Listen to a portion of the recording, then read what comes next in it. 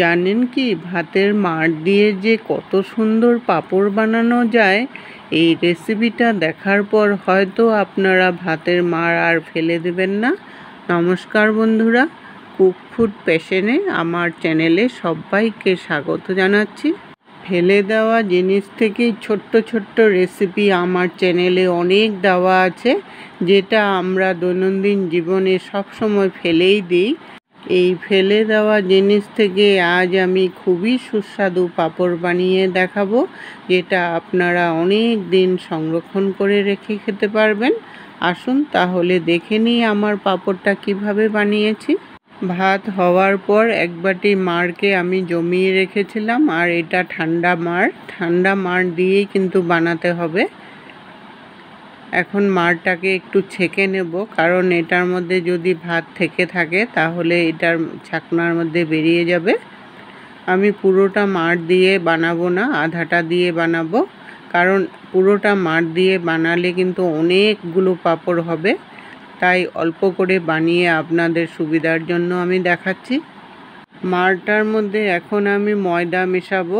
প্রথমে আমি 2 হাতার মতো ময়দা দিলাম, দিয়ে তারপর ডালের কাঁটা দিয়ে এটাকে ঘুটিয়ে দিতে হবে। ডালের কাঁটা দিয়ে ঘুটালে খুব সুন্দর এটা ঘুটে যায়, আর কোনো দানা দানাও থাকে না।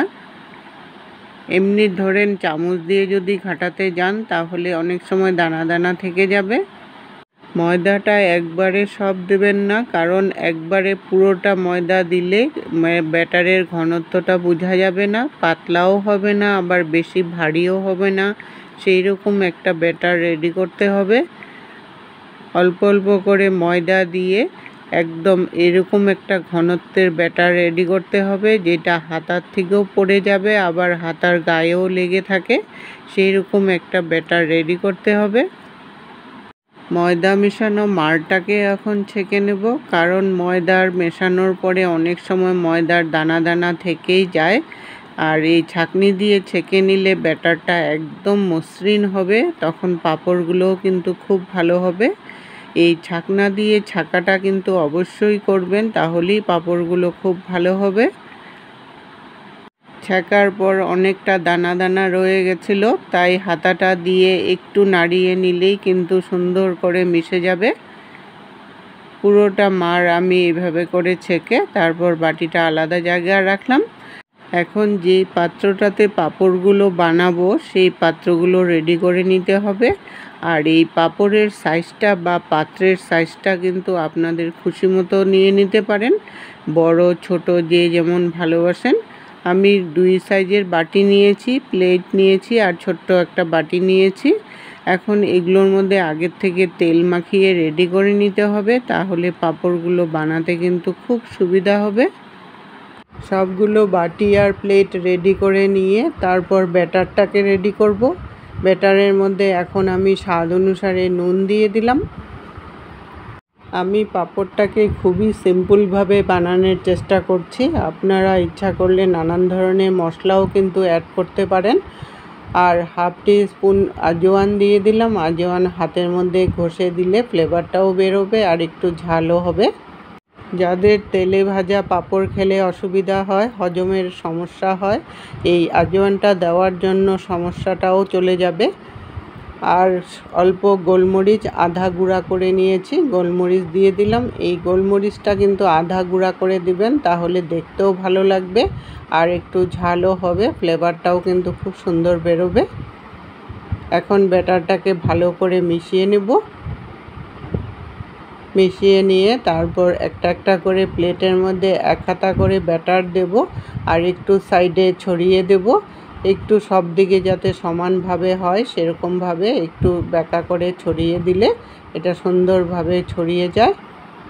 ব্যাটারটা একটু পাতলা করে দেওয়ার চেষ্টা করবেন, তাহলে পাঁপড়গুলোও পাতলা হবে। পাতলা হলে সুন্দর ফুলবেও আর একদম ক্রিস্পিও হবে। পাতলা করে দিলে একদম শুকাতেও কিন্তু টাইম লাগবে না, তাই যতটা পারেন পাতলা করে দেওয়ার চেষ্টা করবেন, তাহলেই পাঁপড়গুলো কিন্তু খুব ভালো হবে। সবগুলো প্লেট এইভাবে করে রেডি করে নিতে হবে আগের থেকে, তাহলে রেসিপিটা খুব তাড়াতাড়ি হয়ে যাবে। পাঁপড়গুলো যদি বড় করে বানাতে চান তাহলে প্লেটটাও কিন্তু বড় নেবেন, তাহলেই পাঁপড়টাও বড় বড় হবে। এই বড় প্লেটেও কিন্তু এইভাবে করে ছড়িয়ে তারপর রেডি করে নিতে হবে। এখন আমি আগের থেকে একটা সসপ্যানে জল বসিয়েছি, জলটা কিন্তু ফুটে গেছে।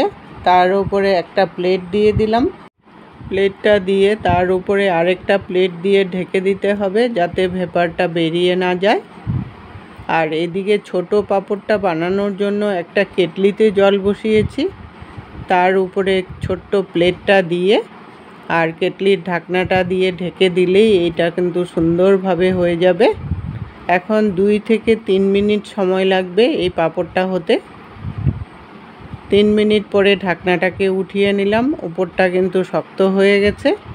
এখন প্লেট শুদ্ধই এটা নামিয়ে নিতে হবে, ঠান্ডা হওয়ার জন্য অপেক্ষা করতে হবে। এইভাবে করে বাকি পাঁপড়গুলোও কিন্তু বানাতে হবে। এই জন্য একসাথে সব প্লেট রেডি করে নিয়ে তারপর একটার পর একটা বানাতে থাকবেন, আর এদিকে আগেরগুলোও কিন্তু ঠান্ডা হতে থাকবে। এইভাবেই পাঁপড়গুলো সব বানাতে হবে। কেটলিতে দেওয়া পাঁপড়টাও কিন্তু শক্ত হয়ে গেছে, এটাকেও নামিয়ে নিলাম। এইভাবে করে 2 সাইডে 2 সাইজের পাঁপড় একসাথে বানাতে পারবেন। পাঁপড়ের প্লেটগুলো ঠান্ডা হয়ে গেছে, সবগুলো প্লেটই কিন্তু ঠান্ডা হয়ে গেছে। এখন আমি একটা চাকু দিয়ে সাইড থেকে একটু ছাড়িয়ে টান মারলেই কিন্তু এটা সুন্দর করে উঠে আসে। উঠিয়ে নিয়ে তারপর একটা ডালার মধ্যে এইভাবে ছড়িয়ে দিবেন, একটার গায়ে যাতে আরেকটা না লাগে সেরকমভাবে একটু ফাঁক ফাঁক করে দিতে হবে।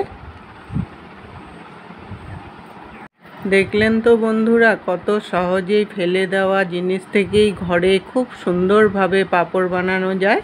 আমার এই পাঁপড়ের রেসিপিটা যদি আপনাদের ভালো লেগে থাকে সবার সাথে শেয়ার করে দিবেন। সবগুলো পাঁপড় বানিয়ে নিয়েছি, এখন এক রোদে দিলেই পাঁপড়গুলো কিন্তু খুব সুন্দর শুকিয়ে গেছে। দেখুন, এক রোদে দেওয়ার পর পাঁপড়গুলোর রঙটাও চেঞ্জ হয়ে গেছে আর কতটা পাতলা হয়েছে পাঁপড়গুলো। আমি কয়েকটা ভেজে দেখাচ্ছি কতটা সুন্দর করে পাঁপড়গুলো ফুলে। এইভাবে করে ভাতের মাড় দিয়ে পাঁপড় বানিয়ে আপনারা কিন্তু অনেক দিন স্টোর করে রেখে খেতে পারবেন। রেসিপিটা আপনাদের কেমন লাগলো বন্ধুরা কমেন্ট করে জানাবেন।